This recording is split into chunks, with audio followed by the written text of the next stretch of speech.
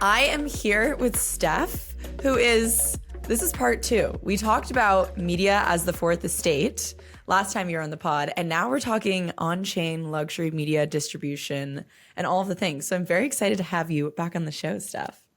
Chase, I'm so excited to be here. I love that you texted me. It was like 5 o'clock last night or something. And I was like, oh yeah, I'm on. Let's do this. We're making this happen, We're making it happen. 1000%. You were like, yes, which I love. For people who aren't familiar with you, Steph, maybe you can give some context on your background, how you got into crypto, what you've been working on in crypto, all of the things. Totally. So I got into crypto in December 21. So I'm kind of a crypto baby, but definitely like at the height of the bull market, and started off working with C Club. I was there for about a year and a half-ish, leading media. Super, super like dope place to be at that time. I mean, still is, but really came up through that network. And yeah, since then, had the privilege of working alongside, over 100 of C Club's cohort members. So what C Club does is they're a Web3 native accelerator. Right now they're positioning as a consumer crypto accelerator, which is super exciting, slight pivot or widening of the lens of their focus. But in that time, I had the privilege of working with all these portfolio projects and was noticing a lot of patterns around on-chain media and media in general. And, the space has come so far in a year and a half since I started working at C Club. And in that time, I left about, I don't know, maybe it's 2 months ago at this point. And yeah, I'm now the founder of Vessel, which I'm sure we'll get into, which we can TLDR, describe as a branded on-chain media interface, specifically for brands and creators. Yes, I cannot wait to get into Vessel and what it means to sort of like own your interface and distribution for on-chain media. But I guess before we even, dive into all of that stuff, maybe it's worth talking about on-chain media in general. I feel like this is a meme that's been pushed over the last few months. I had Jihad on a few episodes ago to talk about luxury media, which I know we're going to talk about today as well. But maybe just like at a high level, you can give some context on what the hell on-chain media is and why you think it matters. For sure. And big shout out to Jihad. I mean, come on. We love Jihad. We love him. And we love him. Also, I was recognizing my voice is a little raspy because I'm just coming back from FWB Fest, shout out Fest. But yeah, on-chain media. So what is on-chain media? That I feel like my answer to that question has actually evolved a little bit in the last year and a half or so. But, at this point, the definition I give for on-chain media is the actual things that we put on chain. So whether that's a JPEG or a video or a music file, all those things that we then mint directly to the blockchain, that itself is the actual thing that is on-chain media. But then on-chain media as a meme or as a concept is much wider, and I think that's the part that I feel super excited to explore. On-chain media, I think now can encompass things like, your brand, your commerce strategy, marketing. But it all, of course, comes down to the actual core, thing, the piece of content, so to say, that you're putting on chain. And yeah, why does on-chain media matter? So I feel like if you'd asked me this question, or if you asked anyone this question really like a year ago, the answer I think we all would have been that the proceeds or the monetization would go directly to the creator of the actual on-chain media, and that I feel like that's still a critical component of the importance of on-chain media. But I think there's so much more about why on-chain media matters, and for me, I firmly believe that the core product of all modern brands is media. And for the first time, that media can be productized. So what does that actually mean if we pull it apart? You can't be a modern brand without having some sort of content or social media strategy. So if you're Web2 brand, you're using things like Instagram, Twitter, Facebook, all the blue chip, LinkedIn, and you're creating content. You have a content strategy, and that bleeds into your marketing. It bleeds into your go to market, and so now for the first time, that actual media itself can become a collectible product, right? So let's say I like to talk about Quip, my toothbrush, and the actual product itself is the toothbrush, but the higher level, the thing that in my opinion, they're actually selling you or is an identity, and they do that through their media. They do that through the brand and the narrative and the storytelling. And previously, the only thing that I could actually own, or the only thing that was actually productized through Quip was the physical toothbrush itself. But now with crypto media, with on-chain media, you can actually productize the narrative. You can productize the media itself.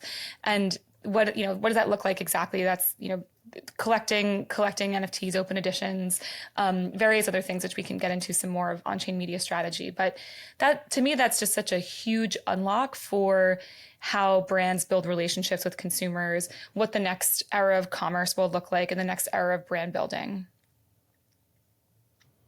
Yeah, I think that's a fascinating way to see a lot of the stuff, and it feels like some of it also built on or is congruent with like Toby Shoren's Life After Lifestyle piece.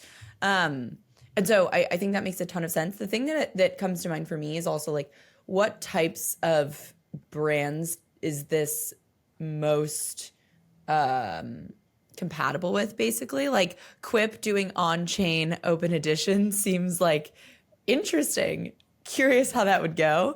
And so do you think this is something that like lends itself well to, I mean, I would guess media brands, but other types of companies and brands better than others? Yeah, I think, we're still in we're so early phase of on-chain media and of crypto in general. Early. We're so early. Yeah.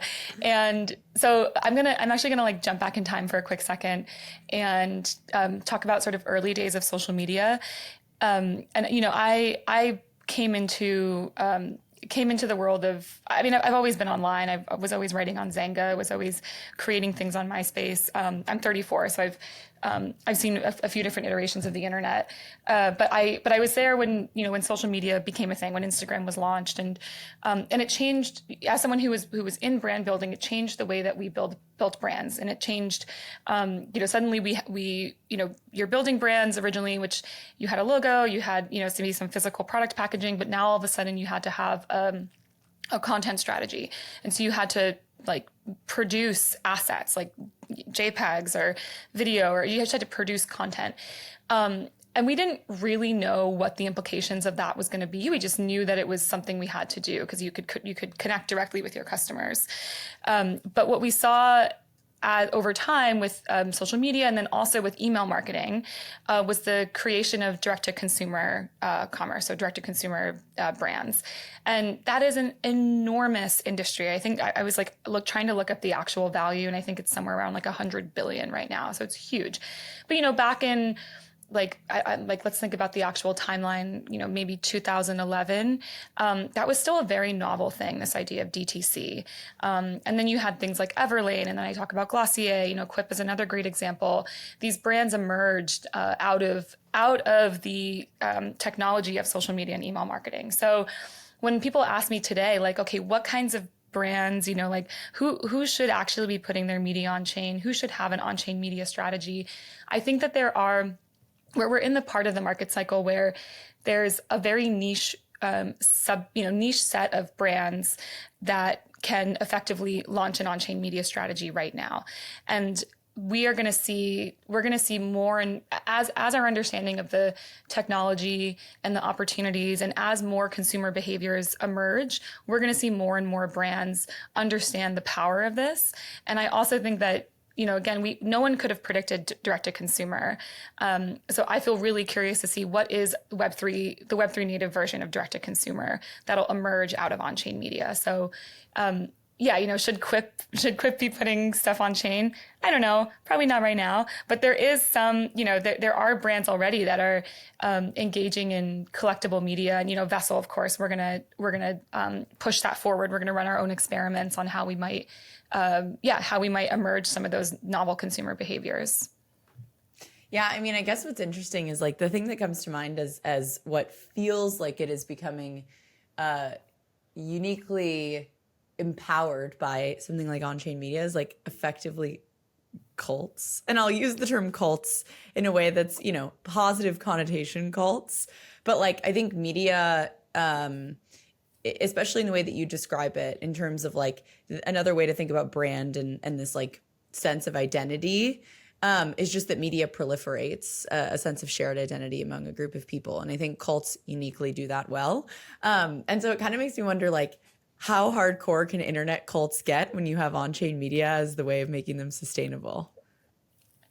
Yeah, 100%. I know that, maybe Toby and I need to record a conversation too, just because there's so much overlap with life after lifestyle here. But yeah, so when I think about the infinite proliferation that on-chain media enables, we currently have some barriers to that, which I'm sure we'll get into around interfaces. But I kind of want to pull it back into the real world as to create a more legible analogy that I think most people can relate to. So, I mean, right now you see I'm wearing my Boys Club hat. Like this hat has seen so much. It's like so weathered, and like I'm kind of into it.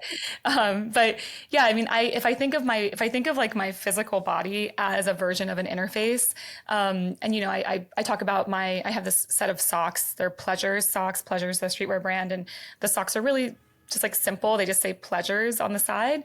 But I feel like I am in some ways like participating in the creation of meme or of cult in wearing those socks. And that if I see someone wearing a Pleasure shirt, like I'll first sure go up to them and be like, I like your shirt, like sick shirt. Or I've had people come up to me and say like, yeah, sick hat or like sick socks because they recognize the brand. And so I think about that sort of like user behavior that happens in real life. And on-chain media is just another version of that, but it happens digitally. And I want to really caution us in thinking about the proliferation and sort of like cult or brand building within on-chain media. I want to caution us in like pigeonholing that into some idea of a metaverse, because I don't think that is actually the thing. Like, I don't think that we are going to literally skeuomorphically recreate our physical body interfaces in some sort of digital metaverse. Like, I don't think that, like I talked about this with Gabby Goldberg about how I think about open edition NFTs as like stickers. I don't have my water bottle here, but like I use my physical water bottle as a like, there we go. Yes. This is what I'm talking about. It's the vibe. But in some ways, like that's a version of like social proof, right? You're carrying your water bottle around. Like I ran into Anthony, who's doing Future Tape over at Zora. I like sat down next to him at the airport in LAX. And I was like, oh my God, wait a minute. Like we're homies online, or we know the same people. And he gave me a Zorb sticker. And I put it right in my water bottle. And just to think of both the narrative that goes behind the story of that sticker, the social signaling that happens with that sticker on my water bottle. It's so analogous to the opportunity we have with on-chain media, right? So like I literally have a Zorb in my wallet, and now I have a physical Zorb in my water bottle. And the social signaling that happens with both are, there's just so much opportunity with how we can enable that on-chain. But the current barrier to that, of course, is the interface. Like, how do you make that legible? How do you make that visible? And I don't actually think it's some sort of, virtual metaverse thing. Yeah, I mean, I feel like we're done with the metaverse situation. Like that, it came, it went, it saw, it conquered. Let's put it to rest a little bit. Only in the sense that, like, to your point, I mean, maybe one day we'll have something like it, but it does feel much more likely that bringing some of the digital components into our physical world is like much more interesting, at least right now. I remember back in like 2021, I was very obsessed with this idea of like NFT wearables, which isn't like, physical item associated with NFT necessarily, but like digital items that you can wear that project things, which I think gets into this question again around interfaces, which is like, there's an abundance of data on chain. And so me knowing that you collected a certain piece on Mirror is like, what are the odds that I'm looking through all of the things that you've collected? And so I'm curious at Vessel, of course, you're thinking about this, but like broad strokes, I'm curious how you're thinking about interfaces and taking like abundant data and making it so that like there actually is high signal and not a ton of noise. Yeah, totally. Gabby, shout out to Gabby once again. Gabby said this thing to me in I think it was Eth Denver, Gabby Goldberg from TCG Crypto, that all, that she planted the seed that block explorers were media companies. And I was like, oh, okay, hold on. Like that is juicy. And I've really come to believe that effectively, all of us building consumer-facing products that are, interfaces or front ends, that we're basically just interfaces for a block explorer, and that's a little bit of what Vessel is. And so, but to your question, like there's so much on-chain data, there's so much noise that I think that the sort of moat that we have with those of us who are building product in crypto is the curation and the sort of aggregation, and how we're going to do some sort of sense making for the specific community or target demographic or audience that we're building for. And so with Vessel, our thesis is that, on-chain media is the next iteration of brand building, which is going to emerge the next iteration of commerce, have specific interest in brands that are emerging super dedicated fan bases or super dedicated communities. And so that'll naturally curate what kinds of brands we onboard on Vessel, but then it'll also naturally curate the type of media that we push forward to the Vessel front end, and who we're serving.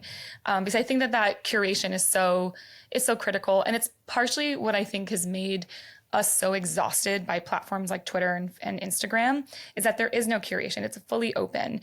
Anyone, for the most part, can go and build a profile on Instagram or Twitter and can post content. And so there, this idea of brand safety comes into play. And there's very, very little brand safety for most brands on these blue chip Web 2 platforms. But I think that we have an opportunity in crypto to, I think that we'll have multiple like industry or vertical specific interfaces for media or for whatever the specific type of user engagement we're trying to enable. Yeah, I think the curation piece makes a ton of sense. Something that does come to mind is I saw this tweet that was like a Bored Ape on like a shirt at Walmart or something. And it was basically like, this is what you get when you open up IP. And so I'm curious how you reconcile this dynamic where it's like things need to be heavily curated, especially with the abundance of data we have going on, and IP is often open. Anyone can print a t-shirt with a noun on it and sell it. And like, there's this sort of lack of curation in a way. Yeah. I mean, I feel like I'm not a super expert on the IP tension. I feel like, it just feels like such an age-old, media brand conversation. I think about, Minions, when Minions came out. And I mean, the Barbie movie is another great example, just like the level of forking and sort of like open, I'm going to use this phrase, and Toby, please forgive me, but the sort of headless brand that sort of comes out of that like open IP. I mean, maybe to sort of take it out of the specific IP conversation and bring it more to just like, how do we build meaningful brands? How do we build community? And I think that when we look at it from that lens, it's really about knowing what market or who are you actually building for. And, for Bored Ape, I don't know this, precisely. I don't know the Bored Ape founders, but my sense is they're building for mass distribution. They're building for just like having, a lot of people, just having a lot of people proliferate this meme. And that's one strategy, right?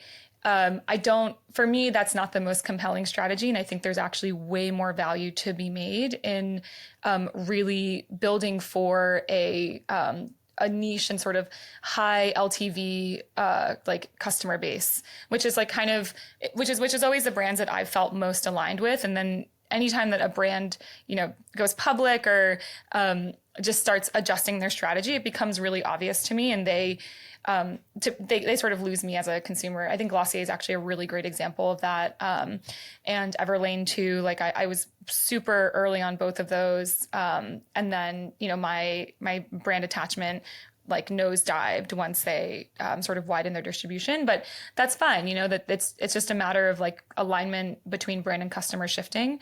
So yeah, I personally am way more interested in the brands that are building really like high value, culturally enduring product. Yeah, I think another interesting dynamic here is like it feels like in the early stages, brands like Glossier, and I think to some degree they still do some of this, but the existence of the brand was very much a conversation between the consumer and the brand itself. And it feels like that changes over time as you scale, where like that two-way conversation becomes much more challenging. And so I'm curious how you think about that level of co-creation in the context of building brands that people love or building cults and how cults, do or do not scale effectively when it comes to this like co-creative process. Totally. I love how cults just like keeps finding its way back in. Yeah, I mean, right. In the early days of Glossier, yeah, I felt, going back to this like high signal inside joke, like I would carry, the Glossier Boy Brow was like the first thing that I bought. Was just so obsessed with it. And anytime I'd be with friends and I'd pull it out, it was like a conversation piece. And I definitely like got my friends to buy it. I think I had a similar experience with Hailey Bieber's Rhode lip peptide treatment. There was a whole moment with like on crypto Twitter and at ETH Denver where I was just like, guys, this is like the best product. And it really was. I'm still a big fan. But yeah, in the early days of Glossier, I remember being able to email Glossier. And I remember once I was like, guys, like you've launched Generation G, the lip stuff. You had Cloud Paint. There was Boy Brow, and these were all super, in my opinion, like revolutionary beauty products. I was like, when are you guys going to come out with a lash solution? And I specifically used lash solution because they were always like sort of the anti-makeup company, which, I know that they got some flack for like, yeah, they're made for people who have flawless skin already, but I think they're sort of doing a better job of breaking down that myth. But I remember getting an email back from, whatever, customer sales success person they had on the other side. And they were like, here's a $10 coupon. Keep an eye out for something in the next couple of weeks. And then wouldn't you know it, they launched a mascara like a few weeks later. And so so that's like one example. I think also like in the early days, you could post about Glossier, you could tag them and they would put your stuff on their Instagram, and you really felt like part of the inside of this, however you want to define that community, that beauty community. And so but that's sort of missing now. You go to Glossier's page and I just feel disconnected from the original promise of that brand, which again, like no knock, right? That's sort of what happens when you get to scale. And it's just, but that's made it more exciting for me to go shift and find other smaller beauty brands. Kiki World, they're working on the sort of next iteration of what co-creative beauty products could look like. But pulling it out of beauty and just thinking about brands in general, I think the one thing I do want to caution us around is like, I don't think the thing that we are actually moving toward is like,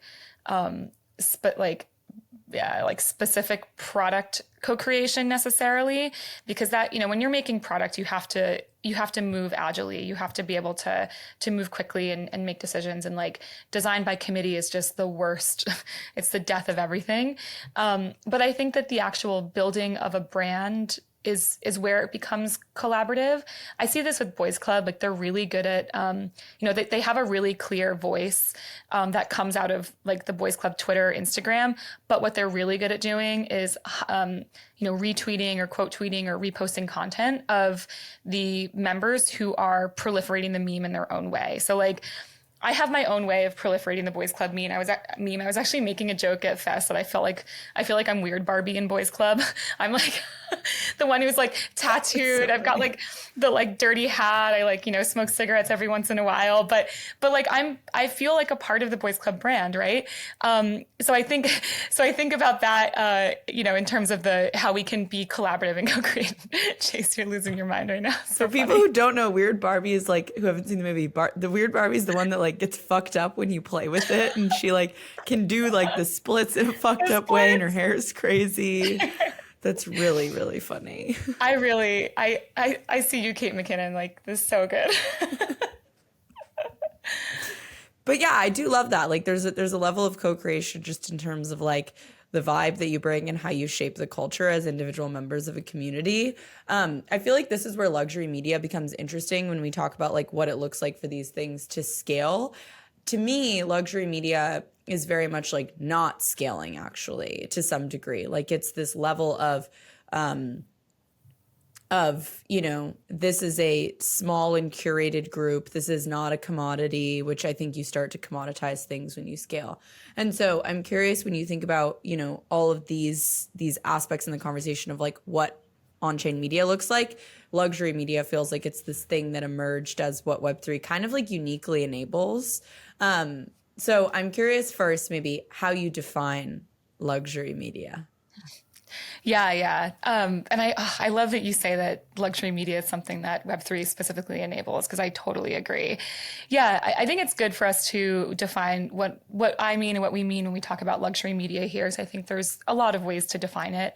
And the way that I define it is basically that, luxury media is something that is, I like to say anti-utilitarian, but what that really means, it's like luxury media is not about utility.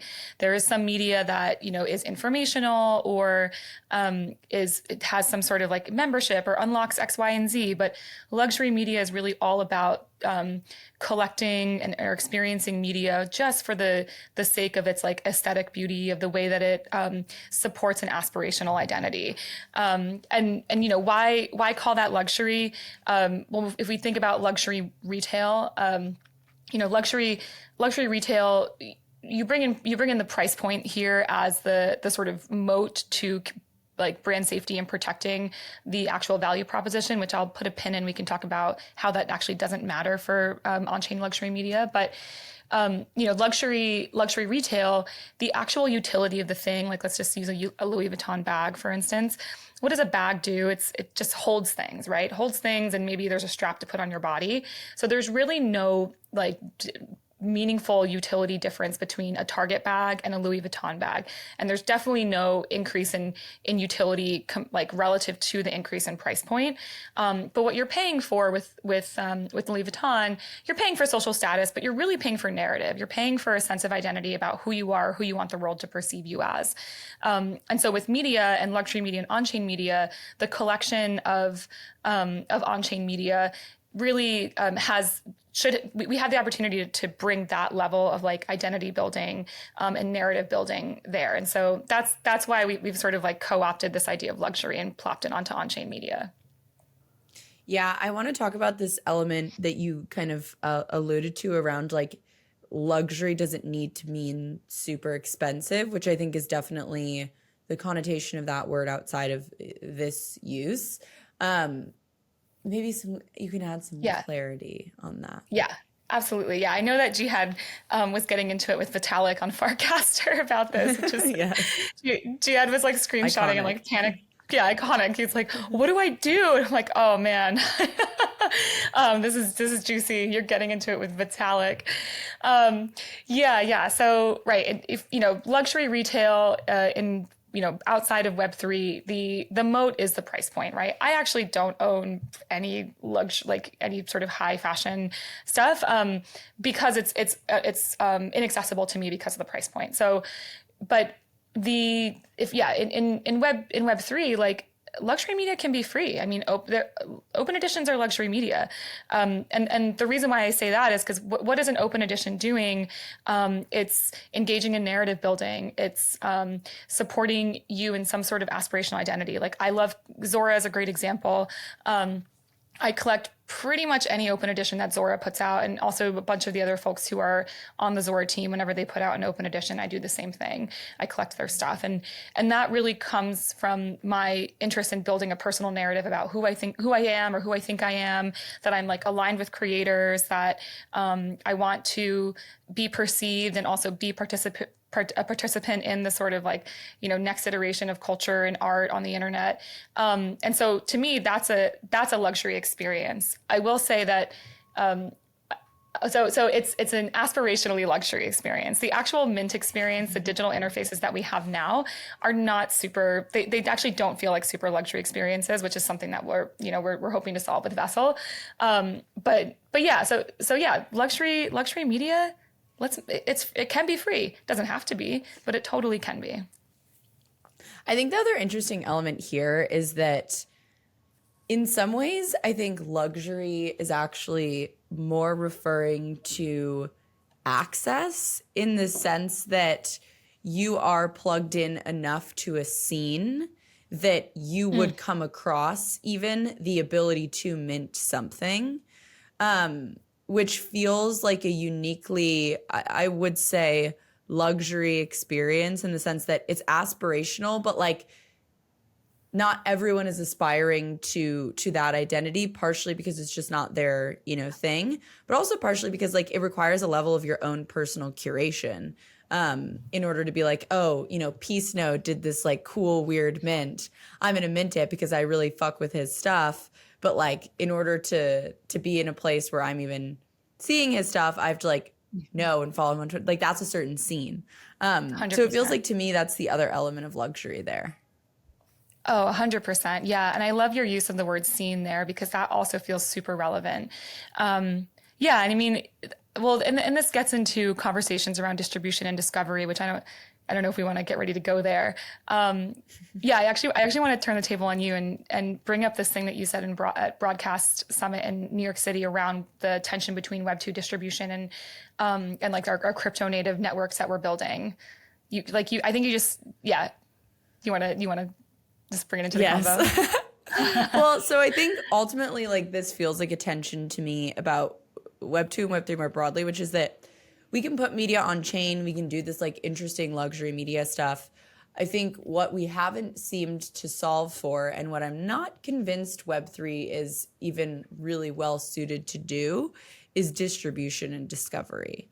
The aggregation of content on platforms like TikTok enables incredible distribution. So when you're a creator, the ROI on creating is actually quite high, because you have enough of a network effect on these platforms that like TikTok can push your content and you can get traction.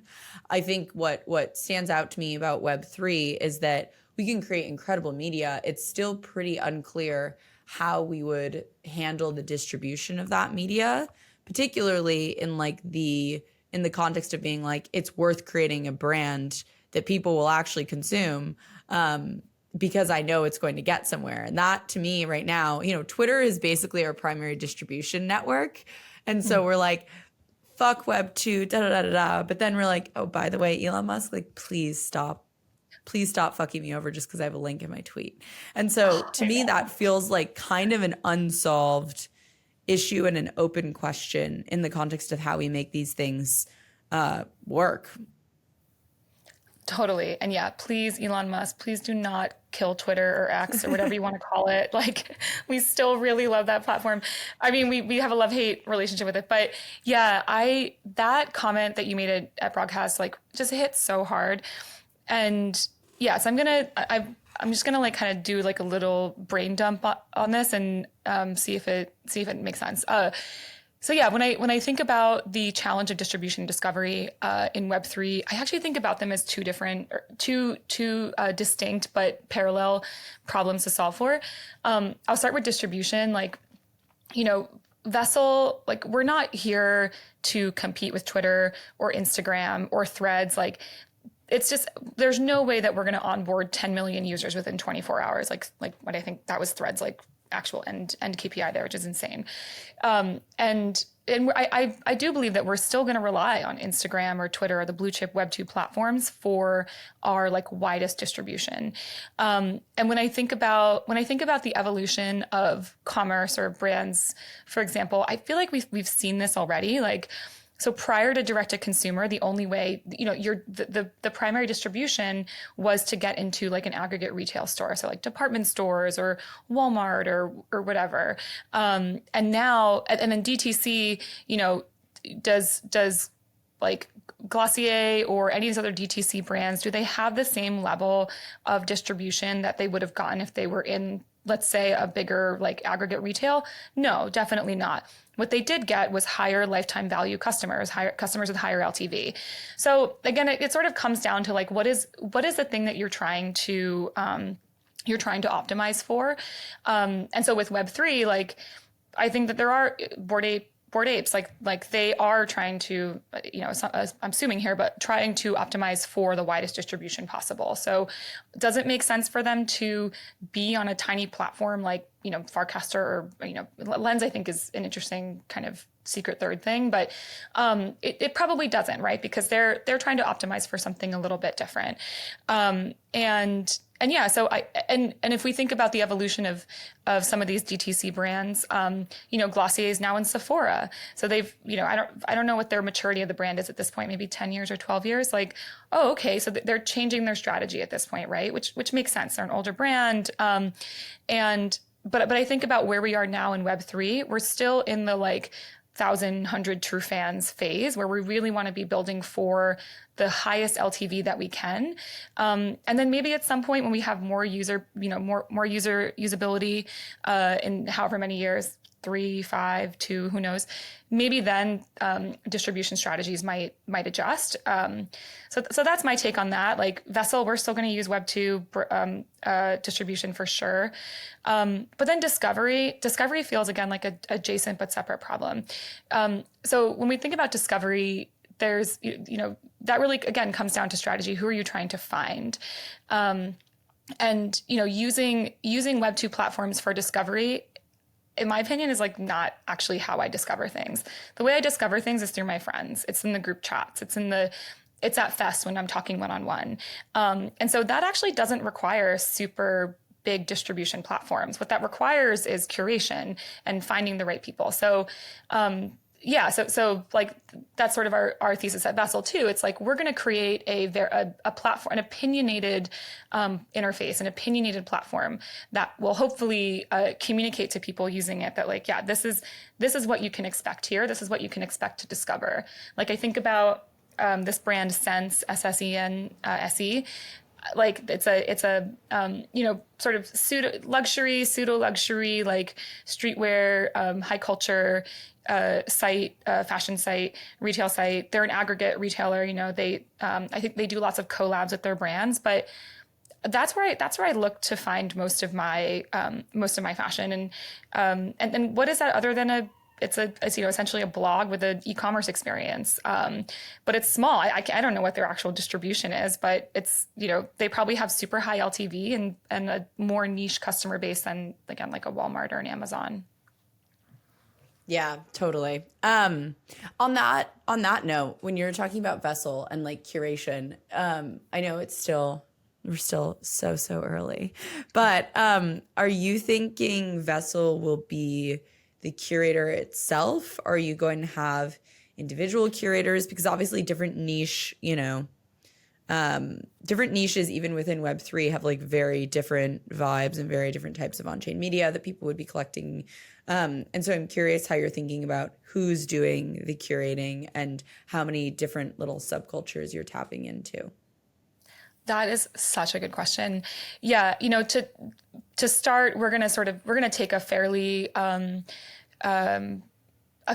like white glove approach to curation, and it's really going to be with me and the Vessel team and the people within the Vessel network. Which what is the Vessel network other than sort of my network and the team's network? We're gonna keep it pretty close to home, keep a really high thesis on who should be on the platform. I've seen other products, other teams make the mistake of opening up too early and then basically diluting the value proposition of the platform. So I really want to protect against that. I think it's especially important with, again, just like there's so much noise out there. I mean, I'm really thankful that we're building in a bear market actually, because I just feel like it's much easier to keep that level of curation high. But I see, and I don't know what the timeline is, like 6 months, a year, 2 years, whatever. There is a huge opportunity for other curators or other micro communities to emerge. But to start, we're going to be pretty protective about who we bring onto the platform and because this is related. We are so early, so a lot of the brands and the creators that we're talking to, there's like a tiny subset who understand the value of on-chain media and who are doing it. Great, shoe in. We can build bespoke front ends for them, and then there's a next set of potential users, brands and creators that understand the value of on-chain media. They already have robust brands, they have strong audiences or communities or fans, but they don't quite understand how to create or design an effective on-chain media strategy, and they also may not have the financial or personnel resources to execute on it. And so those are the brands that I'm actually really interested in, is like, let's co-develop what an on-chain media strategy is together, and let's run a few experiments on Vessel. Let's learn, let's iterate, like let Vessel be let Vessel and the early brands be the like cutting edge of what a meaningful on-chain media strategy could look like. And I think once we have those initial use cases and those initial experiments run, I think we'll see ways that other communities might adjust or create their own version of a strategy. Because we see this in Web 2, that like, a SaaS brand versus a DTC brand versus a, any other kind of brand. Everyone has a different kind of media strategy. And so I think we'll 100% see these like more specific on-chain media strategies emerge as we understand the possibility of what on-chain media can actually enable. Yeah, I'm curious, when you think about the context of like having an on-chain media strategy, how much some of that is like creating things that are, worth collecting versus like, I know it doesn't need to be utility oriented, but it does feel like there are things that open up there when you have like, all of the wallet addresses of the people who are super fans of, for example, a podcast. Then you enable things like, what Diana has done with Rehash, with like voting for guests. And so I'm curious how much on-chain media strategy means like literally what media is being minted versus, here's what that unlocks and enables on-chain. Yeah, 100%. And I want to uplift what you said there. Like, I know that earlier we were talking a lot about how luxury media is anti-utilitarian, and that's not to say that like we shouldn't be, making collectible media that has some sort of utility or has some sort of promise of, participation. 100%. I think that that's a strategy, and again, we'll see more of these like these sort of like threads emerge of different strategies. But yeah, there's two things that come up for me there. I feel a lot of tension around digital clutter. I don't feel like I have a thesis or opinion on how we solve for that, but it is something that I think about a lot. Because I'm a heavy open edition minter, and I have it's kind of a mess in my wallet. But I think what that is actually an interface problem. This is like, I feel like a lot of people around security or data problems in Web3 are just like ZK, and I'm just like, yeah, it's an interface problem. It's just like my the way that I like erase. Will solve it. Exactly. It's you, like an interface founder, being like, the interfaces will solve it. I know, exactly. But yeah, so when so the example I like to use, and Vessel's going to put out our first on-chain media campaign in the next month or so. I think back to when I was living in New York, and Thinx underwear, the period underwear. I remember walking through Union Square. I was at NYU at the time, and they had these gorgeous subway ads, or these huge, just like square JPEGs that were really evocative. They were really simple though. They like creamsicle sort of background, and then a cross section of a citrus fruit. And so it hit you. You know, you're walking by it, it was like visually arresting. And I think about what it would have meant if I could have collected those things on chain. Like I would have loved to. And so, you know, that's kind of the way that the kind of thread that we're thinking about at Vessel, about our specific on-chain media strategy. You know, does Vessel's on-chain media strategy need to have utility? I don't think so. We're really just about, you know, brand building and creating things that are like aesthetically beautiful to collect. Something like a rehash, like 100%. The use of on-chain media to then enable voting, like that's just another great example of the complete optionality we have with the on-chain media design space. The dynamic that we were kind of getting at earlier, but that I want to explore just a little bit there is like, so there's curation that is intentional curation of, you know, on-chain media, of what you think people would want to mint. And then there's kind of this like weird curation as a symptom of aspirational identity. And those two things feel different in the sense that I can say, here's what I think people will want to mint. You know, here's the vibe that I'm curating. Like that's one type of feed and filtered experience of luxury media. The other kind is me being like, what has Steph minted? Because that is already highly curated. And so I'm curious how you think about that dynamic of curation, of intentional curation of a vibe versus like aspirational identity means that you are actually curating interesting shit. And so that alone is enough. Totally. Yeah. I mean, I think about, right. We're all, I mean, we all have the opportunity to be individual curators. Like same thing, right? Like we see this in simpler ways, like on Twitter. Like if someone retweets something, like anything that you retweet, I immediately just give more clout and I pay closer attention to, maybe I even give that person a follow. Yeah. So we definitely see that. And that to me feels closer to the, like, you know, what I was saying earlier around discovery, that like my most, you know, efficient or highest value discovery is like the group chats, is the one-on-one conversations with my friends. So I see that form of curation aligned on that side. And then, yeah, curation in terms of like what's being served to somebody. Yeah, that feels like, it just feels like another, that almost feels like where you might bring in the sort of co-creation of a brand into place, right? So I think about that with Boys Club as one example. Like, you know, their Boys Club is curating things for us all the time, and you know, there are individuals who are behind that account. So in some ways, they're actually the ones curating, but it's still you know, community culture driven. And so, right, with Vessel, I think about, I have a huge responsibility. We have a huge responsibility around curation, and curation at the platform level is really actually moderation, which is a whole nother can of worms. Maybe it's a whole nother podcast. And, so